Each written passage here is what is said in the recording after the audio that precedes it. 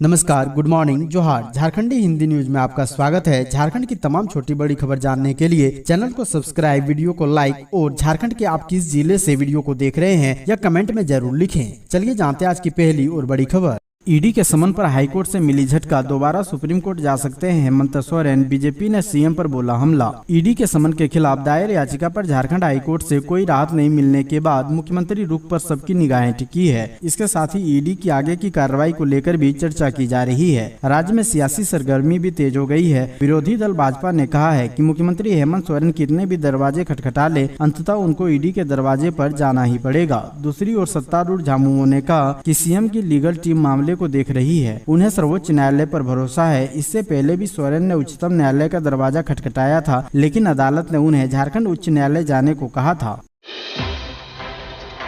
हेमंत सोरेन बोले, पूर्व की सरकार ने झारखंड को 20 साल लूटा और आरोप हम पर लगाया। पूर्व की सरकार ने झारखंड को 20 सालों तक लूटा और आरोप हम पर लगाए जा रहे हैं। हमें जितना डराया जाएगा हम और ज्यादा मजबूत होंगे। यह बातें झारखंड के मुख्यमंत्री हेमंत सोरेन ने कही। वे शनिवार को पश्चिमी सिंहभूम जिला के गोइलकेरा के हाट बाजार में शहीद देवेंद्र माझी की 29वीं पुण्यतिथि पर झारखंड मुक्ति मोर्चा केंद्रीय कमेटी की ओर से आयोजित श्रद्धांजलि सभा को संबोधित कर रहे थे। उन्होंने कहा कि जब हम तेजी से चलने लगते हैं तो हमें पीछे खींचने की कोशिश की जाती है। उन्होंने भाजपा का बिना नाम लिए कहा कि 20 साल तक अपने सरकार चलाया और भ्रष्टाचारी हम हो गए। हमारी सरकार इससे डरने वाली नहीं है। अगर हमें जेल भेजा जाएगा तो हमारी जनता मजबूती के साथ लोहा लेगी। अब आर पार और सीधी लड़ाई होगी। झारखंड को मिलेंगे 827 हाई स्कूल शिक्षक। सीएम हेमंत सोरेन 16 अक्टूबर को सौंपेंगे नियुक्ति पत्र। लंबे समय से सरकारी नौकरी की आस लगाए 827 हाई स्कूल शिक्षक अभ्यर्थियों के नियुक्ति का रास्ता साफ हो गया है। झारखंड कर्मचारी चयन आयोग के द्वारा 2016 में आयोजित परीक्षा में विभिन्न विषयों में सफल हुए इन अभ्यर्थियों को मुख्यमंत्री हेमंत सोरेन के द्वारा 16 अक्टूबर को नियुक्ति पत्र वितरित किया जाएगा। रांची के स्वर्ग रामदयाल मुंडा फुटबॉल मैदान मोराबादी में आयोजित नियुक्ति पत्र वितरण समारोह में झारखंड कर्मचारी चयन आयोग से अनुशंसित सभी अभ्यर्थियों को नियुक्ति पत्र दी जाएगी। इस मौके पर संसदीय कार्य मंत्री आलमगीर आलम, श्रम मंत्री सत्यानंद भोक्ता के अलावे राज्यसभा सांसद महुआ माझी, रांची सांसद संजय सेठ और रांची विधायक सीपी सिंह को भी स्कूली शिक्षा एवं साक्षरता विभाग के द्वारा आमंत्रित किया गया है। झारखंड के बालू घाटों से हटेगी एनजीटी की लगी रोक, लेकिन अब तक नहीं हो पाया है टेंडर। 16 अक्टूबर से झारखंड के बालू घाटों से बालू की निकासी पर लगी रोक हट जाएगी, लेकिन अब भी राज्य के ज्यादातर बालू घाटों का टेंडर नहीं हो पाया है। नेशनल ग्रीन ट्रिब्यूनल यानी एनजीटी की ओर से हर साल मानसून के दौरान 10 जून से 15 अक्टूबर तक बालू के उठाव पर रोक लागू रहती है। हालांकि इस दौरान भी राज्य के कई बालू घाटों से अवैध तरीके से बालू की निकासी होती रहती है। राज्य में 435 बालू घाट है। इनमें से अब तक केवल 28 घाटों का टेंडर हो पाया है। इन घाटों से बालू निकासी के लिए झारखंड राज्य खनिज विकास निगम द्वारा माइंस डेवलपर ऑपरेटर का चयन किया जा चुका है। यानी रोक हटने के बाद से केवल 28 घंटों में वैध तरीके से बालू की निकासी की जा सकती है। दहेज लिया तो झारखंड के इस सेक्टर में नहीं मिलेगी नौकरी। शादी में दहेज लेने वाले को राज्य के नगर निकायों में अनुकंपा पर नौकरी नहीं मिलेगी। कैबिनेट की मंजूरी के बाद नगर विकास विभाग ने निकायों में अनुकंपा पर नौकरी देने के पूर्व निर्धारित प्रावधानों में संशोधन किया है। इसके मुताबिक निकायों में कर्मी की पत्नी या पति, पुत्र या विधवा, पुत्र वधू, अविवाहित विधवा, तलाकशुदा, परित्यक्ता पुत्री, मृत्यु के समय पिता पर आश्रित अविवाहित पुत्री, दत्तक पुत्र, दत्तक अविवाहित पुत्री और अविवाहित न्यायपालिका कर्मी के मामले में 50 वर्ष से कम उम्र के माता या पिता को अनुकंपा पर बहाल किया जाएगा। पूर्व में कार्मिक विभाग के द्वारा बनाए नियम पर अनुकंपा पर नियुक्ति होती थी, लेकिन कुछ वर्ष पहले कार्मिक विभाग ने अनुकंपा पर नौकरी देने से संबंधित आदेश को हटा दिया था, जिसकी वजह से नगर निकायों, बोर्ड, निगम इत्यादि में अनुकंपा पर होने वाली नियुक्तियां फंस गई थी। अनुकंपा पर होने वाली नियुक्ति पर दहेज नहीं लेने की बाध्यता समेत कई अन्य शर्तें भी रखी गई है।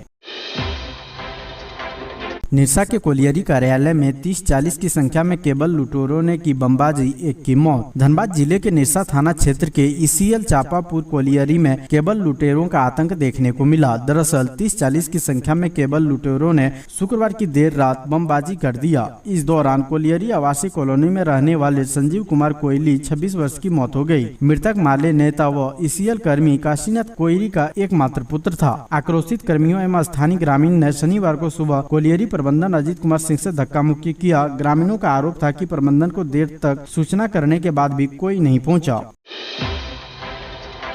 झारखंड के राज्यपाल सीपी राधाकृष्णन ने भारतीय क्रिकेट टीम को जीत की दी बधाई। झारखंड के राज्यपाल सीपी राधाकृष्णन ने सोशल मीडिया के माध्यम से भारतीय क्रिकेट टीम को जीत की बधाई दी है। उन्होंने कहा कि वर्ल्ड कप 2023 में भारतीय क्रिकेट टीम ने पाकिस्तान के विरुद्ध उत्कृष्ट खेल का प्रदर्शन करते हुए जीत हासिल की। भारतीय टीम के सभी खिलाड़ी को बहुत बहुत बधाई एवं भविष्य के मैचों के लिए अग्रिम शुभकामनाएं।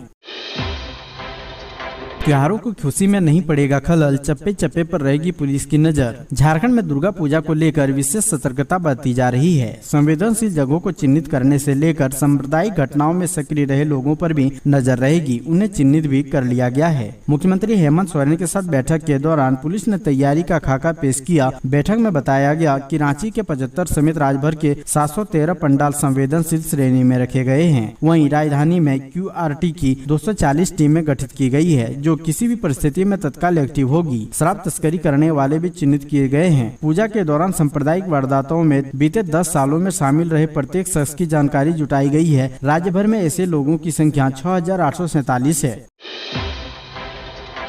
जिला प्रशासन ने दुर्गा पूजा समितियों को रात 10 बजे के बाद लाउड स्पीकर नहीं बजाने को कहा। दुर्गा पूजा को सुरक्षित और शांतिपूर्ण बनाने के लिए झारखंड के कई जिलों के प्रशासन ने आयोजित समितियों से रात 10 बजे के बाद लाउड स्पीकर नहीं बजाने और पंडाल बनाने के लिए नायलॉन या सिंथेटिक कपड़े का उपयोग नहीं करने का आग्रह किया है। एक अधिकारी ने शनिवार को यह जानकारी दी। रांची जिला प्रशासन ने समितियों के लिए 33 सूत्री दिशा निर्देश जारी किए हैं, जिसमें दुर्गा पूजा के दौरान रात 10 बजे से सुबह 6 बजे तक लाउड स्पीकर बजाने पर रोक भी शामिल है। जिला प्रशासन ने अपने निर्देश में यह भी कहा है कि ध्वनि प्रदूषण रोकने के लिए लाउड स्पीकर की आवाज 70 डेसिबल से अधिक नहीं होनी चाहिए। एक आधिकारिक प्रेस विज्ञप्ति के अनुसार रात 10 बजे से सुबह 6 बजे तक भजन या गाने बजाने के लिए लाउड स्पीकर का उपयोग नहीं किया जाना चाहिए।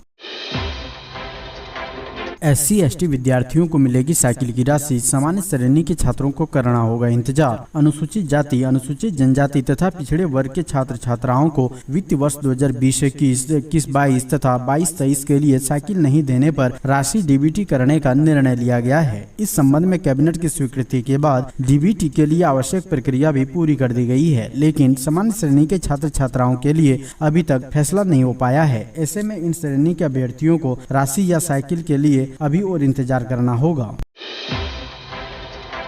सुरक्षा बल से जबरदस्त मुठभेड़ में जख्मी साथी को छोड़कर भागे नक्सली। चाईबासा में चलाए जा रहे नक्सलियों के खिलाफ अभियान में सुरक्षा बलों को एक सफलता हाथ लगी है। सुरक्षा बलों ने एक घायल नाबालिग नक्सली को पकड़ा, जिसके सिर पर चोट है। संभवतः नक्सली को ईडी के स्प्लिंटर्स लगे हैं। घायल नक्सली की जान बचाने के लिए सुरक्षा बलों ने चॉपर से एयरलिफ्ट कर रांची लाया। वहीं उसके लिए ग्रीन कॉरिडोर भी बनाया गया, ताकि जल्द से जल्द उसे अस्पताल पहुँचाया जा सके। इससे पहले नक्सलियों के साथ चाईबासा में सुरक्षा बलों के बीच भीषण मुठभेड़ हुई। दोनों तरफ से सैकड़ों राउंड गोली चली, तो वहीं लॉन्चर्स भी छोड़े गए। इसी मुठभेड़ में नाबालिग नक्सली घायल हुआ, लेकिन नक्सलियों ने सुरक्षा बलों को भारी पड़ता देख अपने घायल साथी तक को छोड़ दिया।